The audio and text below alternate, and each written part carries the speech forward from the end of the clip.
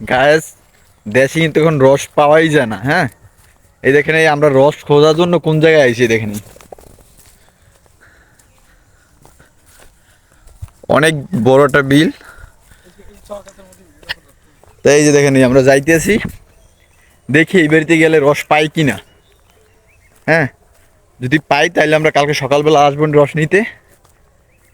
এখন আমরা যাইতেছি, দেখি রসের কি অবস্থা। আমরা দেখতে পাচ্ছি ওই যে খেজুর গাছ অনেকগুলো, ওই যে দেখেন, ওই যে ওই পাশেই বাড়িটা। তো ওই বাড়িতে শুনছি রস আছে নাকি, তো যাই দেখি একটু। হ্যাঁ গাছ, একটা মজার বিষয় হয়েছে কি, আমরা রস পাইছি কিন্তু আজকে আমরা রসটা নিতে পারবো না। রসটা নিতে হবে যাইয়া পরশু দিনকে, মানে আরো 3 দিন পরে। হ্যাঁ, কিন্তু একটা মজার বিষয় হলো কি, আগে আমরা রসের আড়ি কিনতাম 100 টাকা। হ্যাঁ, আর এখন নাকি রসের আড়ি 250 টাকা। বুঝছেন, একারই রস 250 টাকা, দুইয়েরই রস হলো যাইয়া 500 টাকা। এখন মানে কি বলবো, আর 1 কেজি মিষ্টি মিডিয়ার কেজি হয়েছে যাইয়া 500 টাকা বললো, নাকি 500 টাকা অরিজিনাল যেটা। তা দুইয়েরই রসের নাকি একারই, মানে একারই বলতে 1 কেজি মিলে হয়।